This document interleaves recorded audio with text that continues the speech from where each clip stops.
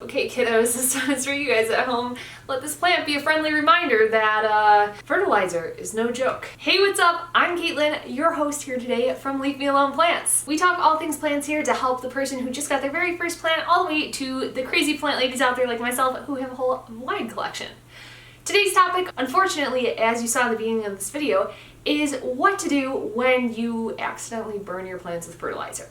Which, if you haven't caught on already, is what happened to my plants. If you've been watching this channel for a while, you'll know that I recently had gone out of town to Buffalo. Right before I was going out of town, I don't know if I was just excited to go on vacation, I got in one of those moods where you're just like so ambitious. I was like, yeah, I'm gonna bake bread and wash my laundry by hand and fertilize my plants. Now this was actually something that's super uncharacteristic for me. I'm usually not somebody who goes in with like a liquid fertilizer or feeder like that. I tend to more so be on the side of my tried and true worm castings.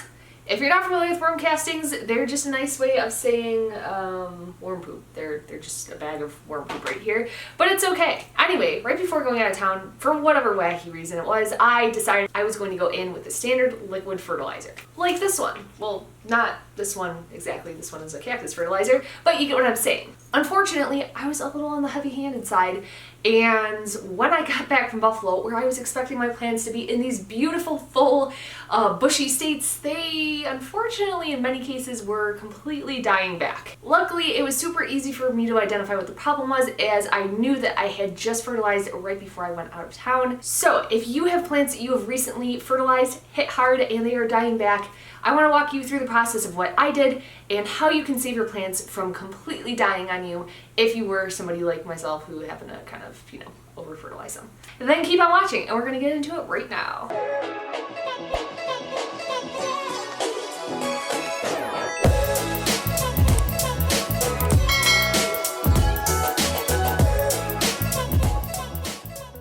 Okay, so unfortunately for me, again, I had been feeling a little overzealous right before I went out of town, and I really hit almost all of my plants with fertilizer. So when I came back, it was a large number of plants that were suffering. This was really the first key to me that it wasn't just a matter of maybe like underwatering or overwatering. It was honestly some of the plants that are the easiest, like least diva style plants that I have. For instance, my golden pothos, I'm looking at them over there. Let me just grab one. As you can unfortunately see, it really thinned out. I cut a ton of these strands off of here, and even the strands that I did, oh god, even the strands that I did leave on here, they're pretty thin, which was so heartbreaking because I know people are like, oh, golden pothoses are so boring, but I love mine. So again, based on the fact for me that it was a bunch of my plants, and it was plants that typically never ever have problems, I knew it wasn't something as, natural or simple as like them just needing water. So you can kind of use this as a tool for yourself. If you're looking at your plants and you recently fertilized all of them, but maybe just one plant's dying back, then perhaps it isn't fertilizer, perhaps it's something else. Maybe that plant needs water. I don't know, maybe it's a peace lily and it's kind of, for the sake of being PG, difficult. But if you're like me and it happens to be a wide range of plants, then that could be a good indication that fertilizer is a culprit at play. If you're starting to think this and you have indeed recently fertilized, the next thing I want you to do is go in and take a look at your soil. Now, unfortunately, I did just water these plants recently, so you can't tell super well, but kind of what you'll see sitting on the soil potentially are kind of like these white crystals, or it'll kind of just like look a little crystally on the top. Again, not always, but if you do see that, that can be a good indication that there's just a lot of minerals sitting in that soil, and they're kind of, once the water had evaporated off of there, kind of just leaving those little crystals behind on the top of the soil. So take a look, see if that is there. Now, if you're looking at this plant, which was one of the plants, unfortunately, my satin pothos, that was really hit pretty hard and really suffered a lot from this. By first glance, it may just look like it needs water. Again, the leaves are curling, things like that. Additionally, this could be a very similar presentation for if you have root rot. So that actually had been one of my first concerns, was maybe I overwatered. However, as I began to kind of just tug a little bit on little stems in here and pull them out, what I would see is the stems would come right out and either have no roots or very minimal roots attached, and the roots that would be attached look almost kind of hair-like, very thin. However, an important thing to note that I noticed with my plants in particular is that they were not squishy or smelly or anything like that you would typically see with root rot. They still were very firm. They just almost had the roots like literally burned off of them. Like it looks like I took a blowtorch and like singed them off, but instead it was just the chemicals, I guess. How unfortunate.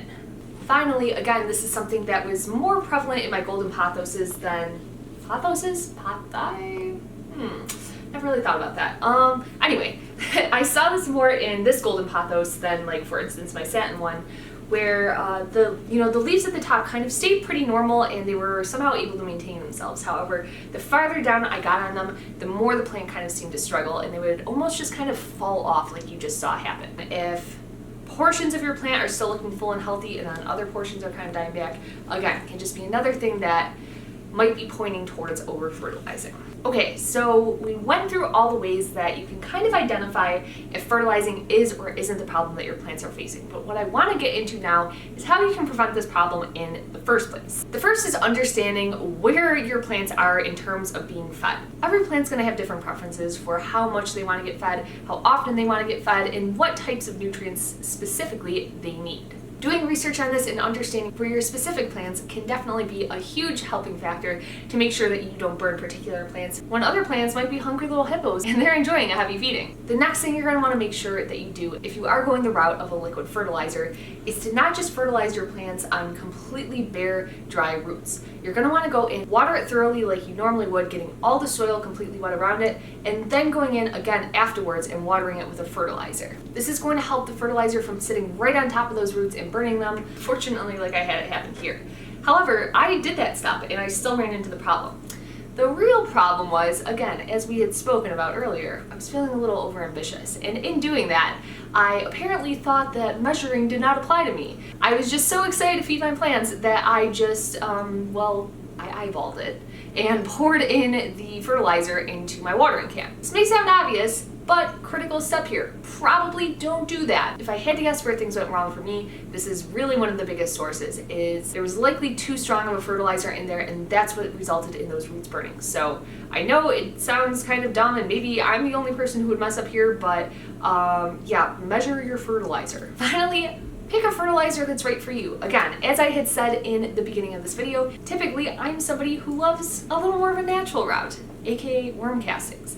Now, worm castings are just one option. The reason that I like them is they're a little more slow releasing. You kind of just plop them on the soil and let the water kind of trickle that nutrients down. Obviously, in nature, you know, worms create poop around plants. So yeah, super natural process, nothing weird there. And I've never once run into an issue with worm castings burning my plant's roots. With that said, I have noticed personally, just for me, that while worm castings do kind of nourish my plants and keep them going well, I see the biggest bursts of growth when I use a liquid fertilizer. Now maybe you're thinking to yourself, Caitlin, there's a happy medium of using something like a fish emulsion. I know some people swear by that, I know they love it. Personally, for me, it's like a little intense and smelly, so I stay away from that stuff. But if you like that, again, fish emulsion, another great natural option. Overall, there's no right or wrong way to feed your plants. Well, that's actually a lie. This is definitely the wrong way to feed your plants. But with that said, whatever of those options you choose will definitely work. It's just a matter of figuring out which one makes more sense for your lifestyle. Okay, we talked about how to identify problems. We've talked about how to pick the right fertilizer for you. Finally, I want to talk about what to do if you unfortunately have burned the roots of your plant, aka what I did. As I had mentioned in the beginning of the video, unfortunately, right after fertilizing these plants, I went out of town for like a week and a half. It didn't really allow me to sense a problem right away when my plants started to decline. It was not until I got back a week and a half later that I saw them and I was like, oh my god, they're like dead. So if you are going in to fertilize, maybe possibly don't do it right before you're going on vacation, but also keep a close eye on your plants. Just see how they're taking it, if it looks like it's causing issues, and if it looks like there's potential irritation. If you're looking at them and that does appear to be the case, the first thing I would do is really go through and rinse out that soil really good. My personal favorite way to do this is just plop it in the sink. I just let the water run through it and run through it and run through it until it looks like it's coming out clean in the bottom.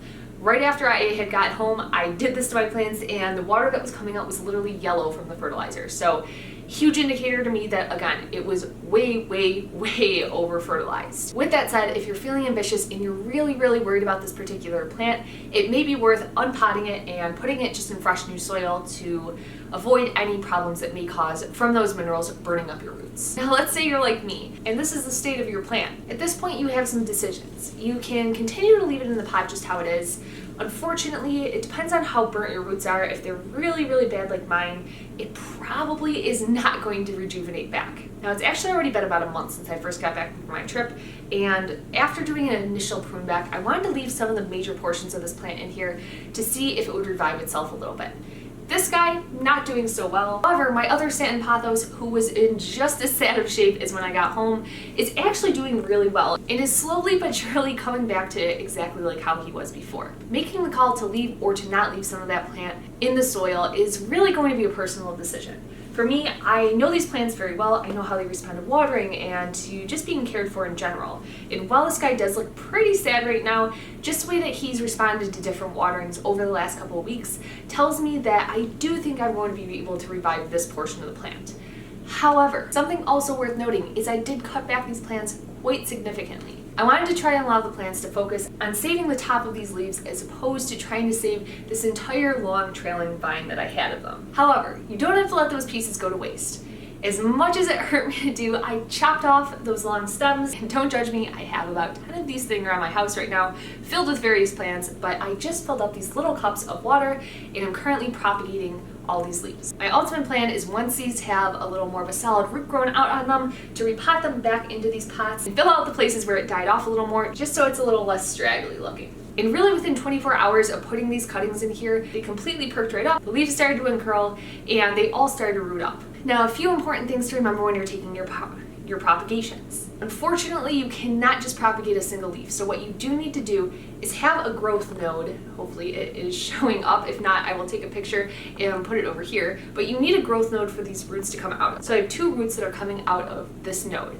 The easiest way to do this, if you're not sure if you have a node on your stem or not, is to look for the lowest leaf that's currently on your stem, snap it off, and place it in the water there. However, like I said, these stems that I had coming down off my satin pothos were really, really long. Another thing that you may want to avoid is putting a super, super long or a super big cutting into water for propagation by itself. Not to say that it can't work, however, the more leaves and the more plant tissue that you're trying to support when you're propagating the plant, the more difficult it is going to be for it to survive. If you have this massive, massive cutting and you only have one tiny little root feeding it water, it's going to be very, very difficult for that plant to be able to heal itself fully. Instead, by cutting your plants up into smaller segments, it allows each of those segments to form their own new roots and to supply water and nutrients to the leaves that are left on that cutting. Now, of course, I went the water propagation method. One thing that is just important to note here is when you're transitioning those cuttings back into soil, you're going to want to keep the soil maybe just a little wetter than you're comfortable with. This will help the cuttings take inside the soil as they transition from being in a completely aquatic environment to being in a soil environment. So while I know over-fertilizing your plants can be super sad and frustrating, it's certainly not a death sentence for your plants, and you have a lot of options on the table of how you can act quickly to make sure that you have the most of your plant saved as possible. I feel like I say this a lot in videos, but in no way does you killing a plant or struggling with a plant have any indication to how good or how bad of a plant parent you are. It happens to the best of us. It happens to me all the time. I have been going through it with my plants for the last couple of weeks between over-fertilizing and pests, and oh god, it has just been a nightmare. So please, if you're struggling, hang in there and I promise it will get better. Anyway, I hope this video helped you out at least a little bit, but if you have additional questions on the next best steps to take with your plants specifically, please drop them in the comment section down below. I will try to get back to you as soon as I possibly can. Don't forget to hit that like button and hit that subscribe button. It helps me out a ton and helps my videos get found by you guys. Thanks so much for sticking around until the end, and I hope to see you in the next video.